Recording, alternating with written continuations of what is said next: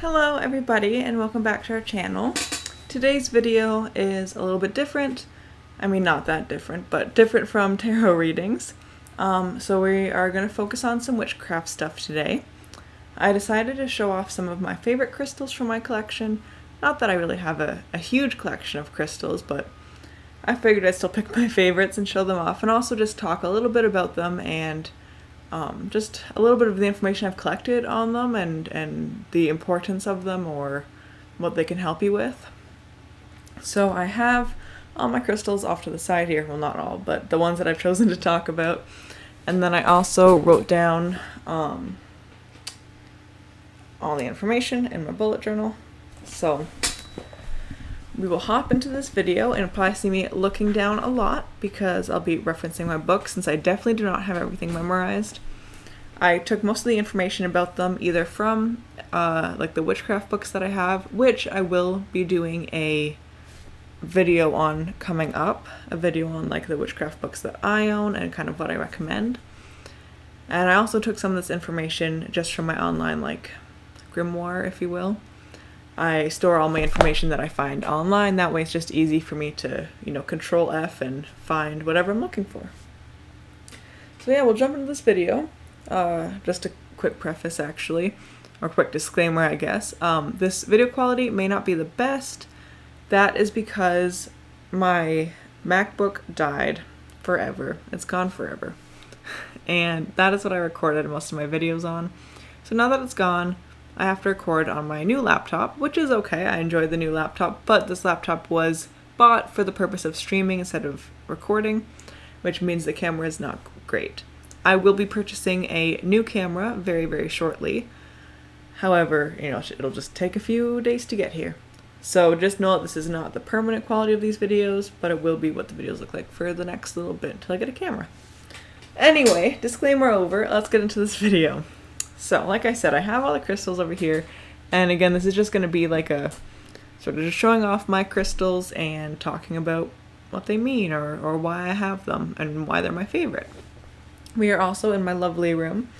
Over here, you can see that I have, books and stuff. And on the top, I also have a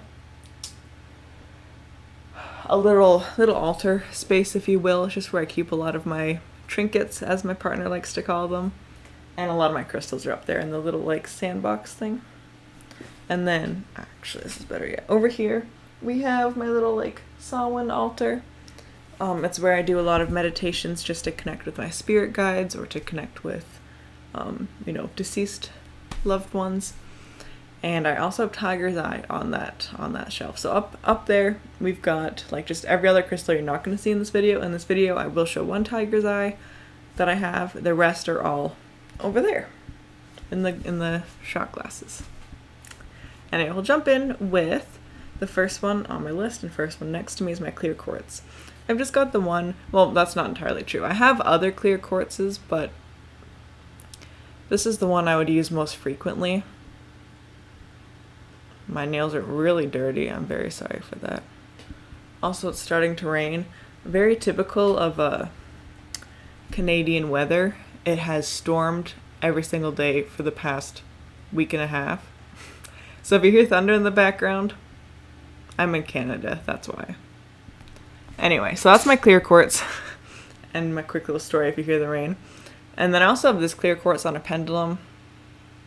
Oops. I always forget how this camera works. But the one I just showed you over here, that's my bigger piece, and that's what I use the most. So clear quartz is kind of like, well, all of these that I'm going to be showing you are ones that I recommend for like beginners, or if you're just kind of looking for a crystal collection to start on. I recommend all of these, but clear quartz, if you can only buy one crystal, is the one I say you should get.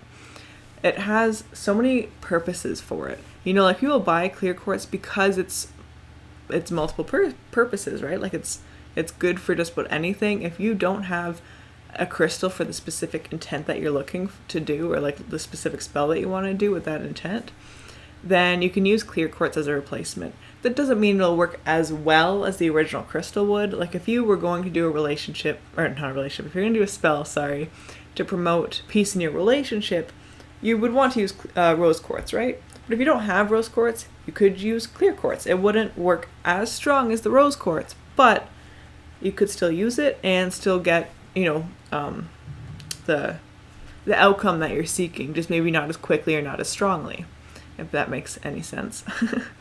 So clear quartz is just really good for that, and that's why it's such like a good beginner stone, because if you just don't have access to any other crystals, or you just don't have the money, you can't afford them, or they're just harder to get, then yeah, go for clear quartz because you can use it in such an abundance of ways.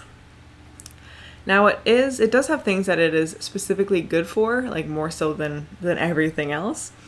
But those would be wish spells if you wanted to do anything in terms of like wishing for things. Even just like manifestations or prayers or anything along those lines, clear quartz can just help boost that a little bit. And it's also good for healing. This could be mental or physical healing. Of course, I will never promote just using alternative medicine as a way to cure ailments. If you are depressed, don't swallow a crystal or put it on your forehead or something. Like, that's not going to help you. You should look into therapy and get antidepressants. And likewise, if you have cancer, don't do that either. Don't swallow a crystal because it's not going to cure your cancer. It'll just make you really sick. Make sure that you're still going to the doctors and taking any necessary medications. So like when I say it's good for mental or physical health, I just mean little small things that, aren't life-harming or life-threatening. As well, in my opinion, there's no harm in trying to boost modern medicine, right? Like if I was really sick with something, I would get modern medicine to help me, but then I'd also use my crystals just to kind of give that extra boost to it. So that's what you can use clear quartz for, is small little healing things, or just to boost the healing that you're already getting. It's good in meditations, which I think I kind of touched on with manifestation. So if you're meditating or manifesting, you can use clear quartz just to kind of give you that extra little bit of energy, that extra little edge. It is also a crystal that represents Lunasa. I'm going to pronounce it Lunasa. I might be mispronouncing it. Might be putting emphasis on the wrong part of the word, but it's using Lunasa, which is a Sabbath that actually just happened. That was on August 1st, I think. Has it already been that long? I think it was, though. August 1st is Lunasa, which is a pagan Sabbath that comes from, I can't remember which god it is, but a god of a religion, Lu. He's the sun god. We celebrate him during this time. And a good way to celebrate that, or a good crystal to put on your altar during this Sabbath, is the clear quartz crystal. I also have here, it's good for protection, mental clarity, strength, power, and communication. So it could be a protection stone. I probably would use other crystals for protection, but it can still give you that little bit of a boost there. It's good for mental clarity, which I think goes hand in hand with meditation, strength, and power. So just feeling confident is what I would say, more than strength or power. If you have a job interview, if it's your first day on the job, if you are going to ask your crush out for the first time, clear quartz can help. It might not help things go well, but it'll help you feel more confident in what you're doing. And then communication as well. So if you're having communication problems and you're doing a communication spell, clear quartz can help. As well as if you just are going into a situation where you need to have clear communication, it can help. So if you're doing a lecture or doing a presentation or just something like that, it could help to have clear quartz in your pocket. So moving on, we've got amethyst. I have two stones here. So we've got a pendulum that my good friend made for me. Hoping it'll stay still so you can see it. Also, I wish this camera would focus better, but whatever. So that's my one amethyst that I use for divination purposes. And then another amethyst crystal.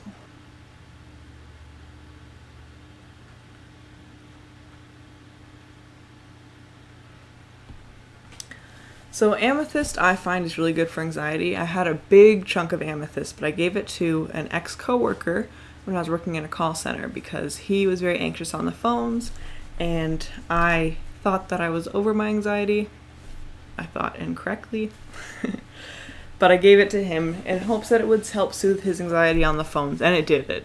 He was much more confident after having that crystal and being able to hold it while on the phones. It was a miracle, to be honest.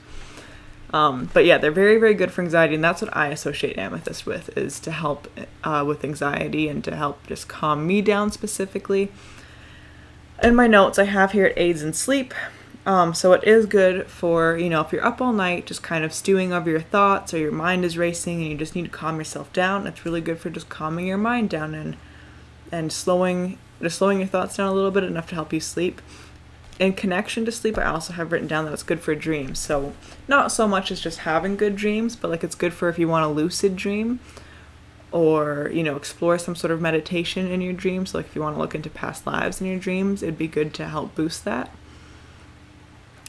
For people who are religious, I know that there are Christian or Catholic witches out there, and probably witches of other religions as well, but I specifically have a document in my online grimoire for Christian witches, for crystals that are good for them, just in case people ever ask me about that. I have something to reference to.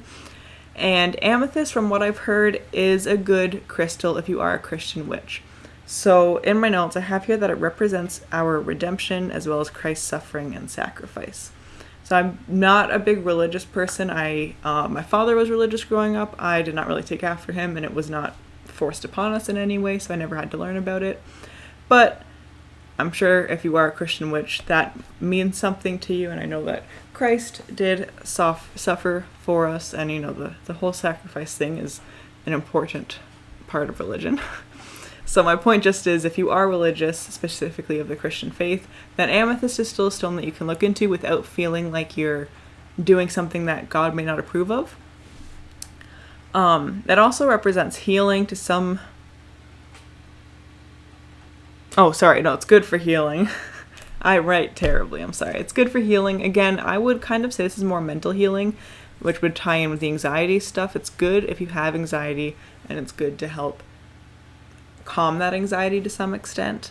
And then it represents air, is what the word in between represents in healing was. It represents air. So if you are someone who's very air-based, if you like to work with the elements, if you like to work with air, if you are an Aquarius, a Libra, or a Gemini, amethyst might be worth checking into. Amethyst is a good stone to reflect all of those things, and could definitely just kind of feel a little bit more at home for you. I feel like some of us have just specific crystals that resonate more with us, and amethyst, if you are of an air sign or you work a lot with air, it might be one of those crystals that is good for you. It can also help develop intuition and other psychic abilities. I just wrote down intuition because that's what I work most with, but if you are interested in like clairvoyance or clairaudience or anything like that, amethyst can help develop that. So when you're practicing, or if you're meditating on it, or if you're just trying to deepen your intuition, I recommend having amethyst with you while you do so. It is also good for opening your chakras. So it's good in Reiki work. It's probably connected to one of the chakras. I don't do much chakra work, and I did, recently restart my online grimoire because I have breakdowns and do stuff like that. So I don't have any notes on chakra work or anything right now. But if you are into Reiki or have any knowledge about the chakras, amethyst may represent one. And if not, it is just still a really good crystal for helping open those chakras if you do have any blockages or closures in your chakras. Now, my last note on amethyst, there are a couple crystals, and a lot of the ones I'm actually going to be showing right now fall under this category, but amethyst especially falls into this category of crystals that should not be in direct sunlight for long amounts of time. The sunlight can fade our crystals really badly, and a lot of people just tend to forget that. And also, I like to cleanse with the moonlight, but if I cleanse with the moonlight and then I sleep in till 2 p.m., then my crystals are still out on the windowsill getting soaked in sunlight, right? And it's really easy for any of us to make that mistake and leave our crystals out while the sun's still out, or put them in a windowsill thinking they look really pretty, but doing so a lot, or depending on the crystal, even just a little bit, can make them fade a little bit. Which, isn't a big deal, but it just, you might find that it doesn't work as well as it did before. You might not be having the same effects or you might not be experiencing the same effects, or at least not to the same degree. So that's just an important thing to keep in mind about amethyst, is that it can, drain the color a little bit. Next up, we have rose quartz. I have quite a few rose quartzes over here. First is a pendulum that I use sometimes. It looks very white in this lighting, but I promise you it is pink. So that's a rose quartz pendulum. Actually, I'm going to set that down here. I have this chunk of rose quartz, which I'm still convinced looks very orange to me.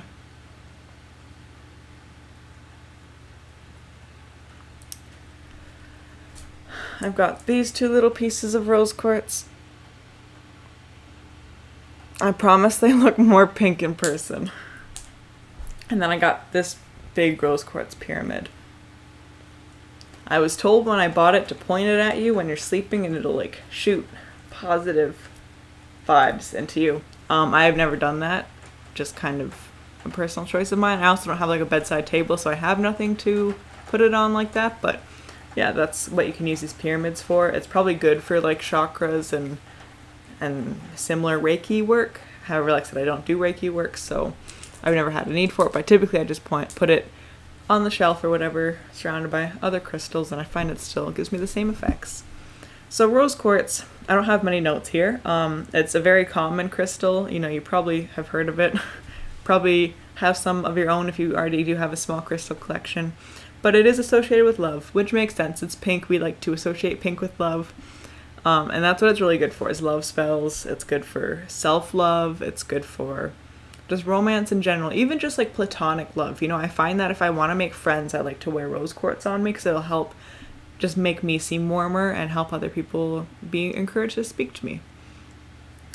It also calms your nerves, which I didn't know until, or at least I didn't remember until I read one of my books, was flipping through it, and I was like, oh yeah, okay, I guess that makes sense. So I wouldn't quite use it to the same degree I would amethyst, but, you know, if you are stressed out about something or nervous about something, rose quartz might help soothe you a little bit. I think that would tie in a lot with the self-love aspect of it. But yeah, just cool to know. It's also a good comforting crystal, you know, if you're just going through some rough things, you know, rose quartz can make you feel a little bit better. I'm just gonna grab my water from over here. Okay. I'm getting a headache. And it also is good for relieving guilt, which I have probably mentioned this in other videos, but I am a person that has experienced a lot of life and experiences a lot of guilt because of life a lot. I'm a chronically guilty person. And I do find that having rose quartz on me, you know, even during a time in my life where I felt guiltier than I ever have, buying this and having it by my bed helped a lot. You know, I found that I came to terms with things a lot easier than I would have if I hadn't had that. So it is really good for relieving guilt. And again, just like the amethyst, rose quartz is not something that should be left in direct sunlight for long amounts of time because it can fade the crystal. Or make it, fade the crystal, and with that make it not work as well. Next we have selenite. I'm trying to go through these ones pretty fast. I spent way too much time on the first two.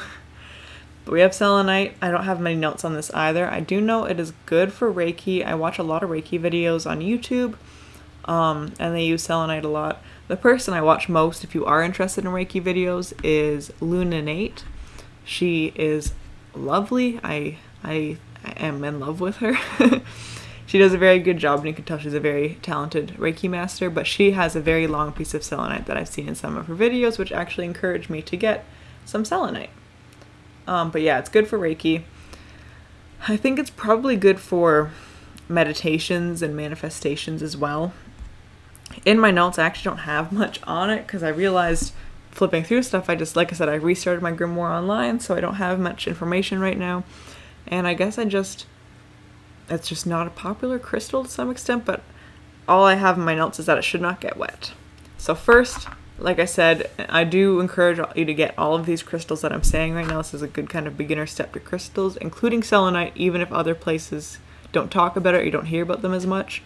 Selenite is good because, like I said, it's good for opening your chakras and Reiki work, but I want to really stress that point, that it should not get wet. It should not, do not let it get wet. Should not is actually not the right word. It cannot get wet. Selenite cannot get wet. Do not get it wet. I'm hoping saying it enough times is drilled into your brain, it cannot get wet. You know, like with amethyst and rose quartz, it getting sunlight, that would suck if it's in there for too long because it'll fade them. This will melt. This will quite literally, I don't know how else to put it, it will melt if you put it in water. So sometimes we do like to spray, you know, rainwater onto our crystals for cleansing purposes, or some people like to put a crystal in their water when they're drinking water all day just to kind of encourage whatever they're looking for. Do not do this with this crystal. Please do not. It will melt, it will flake off, it will fall apart, and you will not have selenite anymore. But yeah, like I said, it is still a good beginner crystal as long as you're aware of that and are very careful with it. Don't leave it outside overnight, you know, like even the dew can ruin it a little bit. So yeah, just keep it indoors. And it's, like I said, it's a good beginner crystal. Good for opening your chakras, I think, really good in Reiki work. Next, again, I don't have much to say about these, I guess, or at least I don't have many notes on it. But I have aventurine, and I have a lot of aventurine because green is one of my favorite colors, just as pink is, which is why I have a lot of rose quartz. And I just find aventurine really helpful. I've used it a lot in my life. But this is a green aventurine, pendulum. Another green aventurine pendulum. I really should have painted my nails for this video, but that would have been super fake of me. So got this big green aventurine chunk, and then these two crystals. So I have a lot of green aventurine. In my opinion, it's really good for abundance. It's really good for job manifestation. It's really good for financial manifestation. Every single ritual I do for abundance, I have those involved somehow. Every single time I go for a job interview, I have those. Every single night before my first paycheck from a job, I'm meditating with a green aventurine in my hand. I adore green aventurine. I highly, highly recommend it. The notes I just have, though, are, one, it's good for creativity, which I don't think I knew that. Again, I probably did know it, it's just after, you know, studying crystals, or actually rather, studying witchcraft since I was 7 years old, you know, like, a lot of this has been forgotten over the years, which is why I like to keep books on it and why I like to write it all down, because then I can just reference everything I've already learned. But yeah, it's good for creativity, which I definitely forgot. So if you are somebody who needs a little bit of a creative edge, I'm looking into freelance writing, so I think it'd be really good for that because it's a creative job field and also still a job field, which, like I said, it is good for abundance and career. So it'd be good for creative jobs that you want to help encourage you to get those, especially during your manifestations for those jobs. And I also have written down that it also represents Lunasa, which, like I said earlier, happened on August 1st. It's the first Sabbath, or it's the first harvesting Sabbath, so it's when we first harvest our crops. And, you know, I find that harvesting those crops, in my opinion, is a very good indication of abundance. You know, you want to have an abundant crop, so I find Lunasa is good for abundance. I don't know if everyone would agree with me that that's what that Sabbath is for, but I tend to use it to do rituals for abundance and self-growth. But yeah, so that's what green aventurine looks like and is for. Next, we've got tiger's eye, which, as I said, I just have the one to show you here. And it looks very black, doesn't it?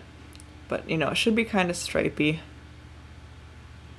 It's got, like, red and brown and black. I like tiger's eye. It's very pretty, in my opinion. And like I said, I do have more over there. But tiger's eye, I'll read from my notes. It's good for seeing into the future, or clairvoyance, or divination.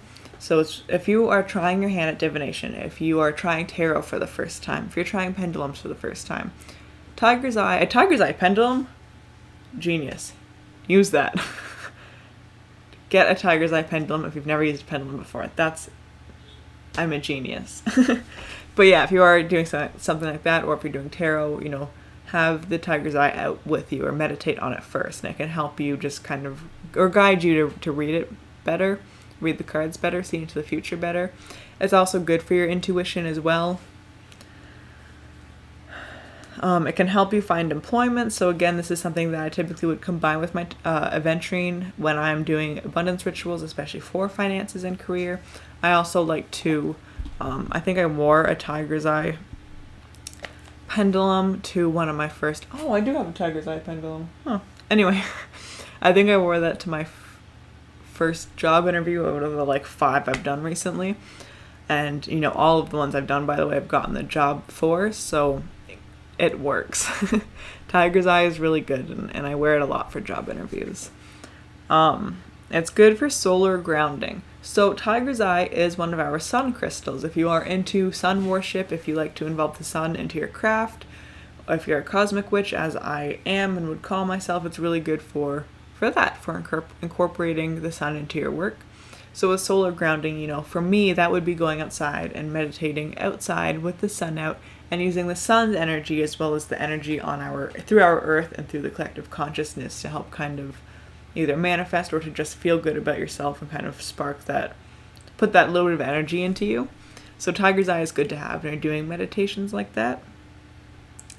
It's also good for protection, it's good for luck, it relieves stress, and it's good for stability. So yeah, it is good absolutely for protection.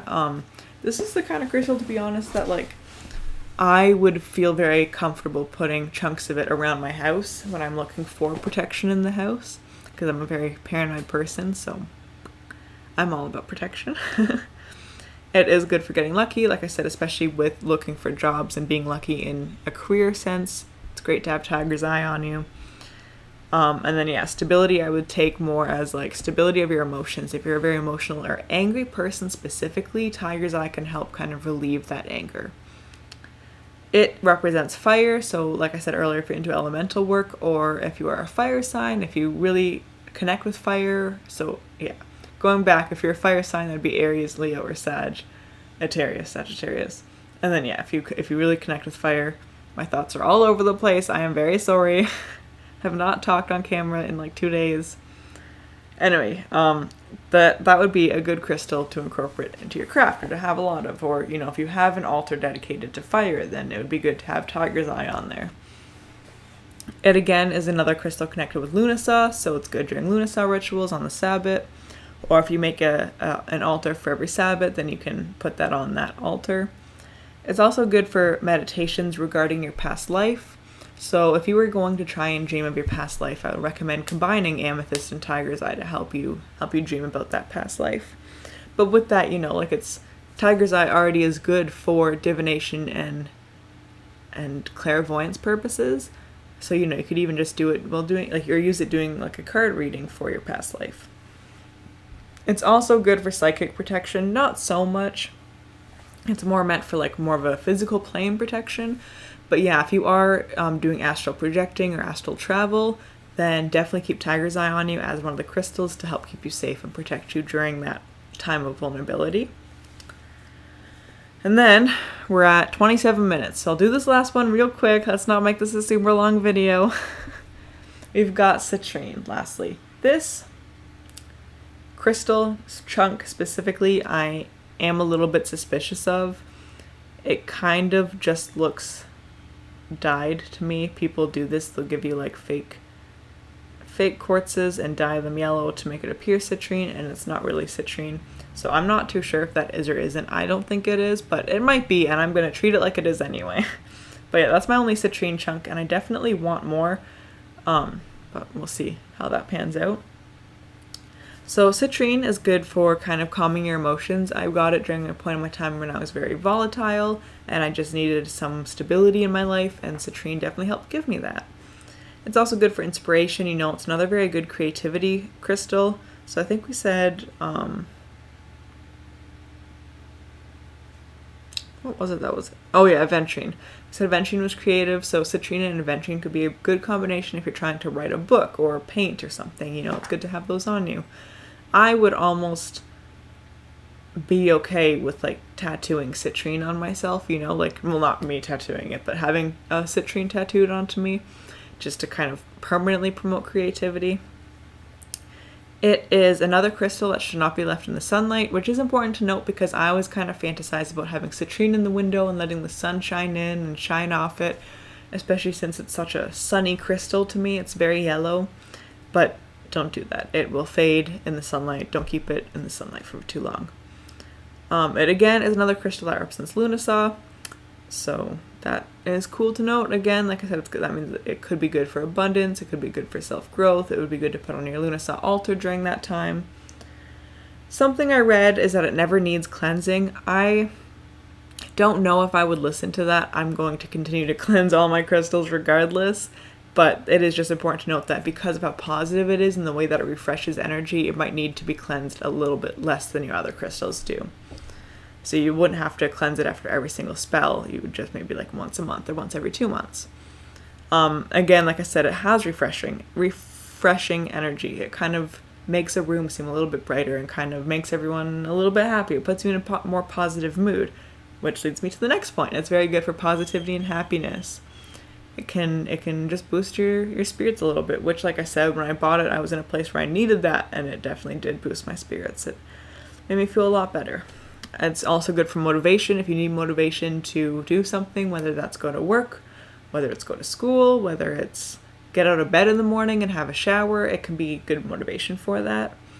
It also can help promote inner peace. Relating back to the like stability and steady sort of a type of emotional field, it is good to promote inner peace. And lastly, it also can help with it's connected to the fire element. So again, if you're an Aries, a Leo, or a Sagittarius, or if you just feel really connected to fire, or if you're the kind of person that, or the kind of witch rather, that focuses a lot on the elements, then citrine might be good to add to a fire altar, or to carry on you, or to look into getting for yourself. So yeah, those are my favorite crystals. There was like what, 1, 2, 3, 4, 5, 6, 7, 8, 8 of them. That's 8 crystals that you should look into buying, and that I highly recommend, and that I love very much. You know, I can probably get them all on Amazon. You probably shouldn't. I am very uneasy with the idea of buying crystals on Amazon. Maybe look into Etsy instead. But either way, it's up to you. You can definitely get them from anywhere you want, but if you're going to get crystals, those are the 8 crystals I recommend, and they're my favorites, and I hope that just kind of give you a little bit more insight into just kind of beginner crystals and what they're used for or what they're good for, as well as kind of what your notes can look like, you know, because obviously those were 8 crystals that had a lot of information on them, and I have a very simple mind. I'm sure a lot of us do have minds that just can't hold all this information along with, you know, tons of other stuff, so it's okay to just write down quick jot notes in a notebook or online to remind you of what each crystal means. So anyway, I hope you enjoyed the video. If you did, like, comment, and subscribe, please. I always feel like so cheesy saying that. I really hate saying it, but let me know if you want to see other videos in the future like this, or if you don't. And what else was I gonna say? Yeah, I guess that's it. I might have another video coming out tonight because I just have a couple videos on my list for today that I wanted to do, so we'll see. Anyway, I love you all very much, and I will see you very shortly, hopefully.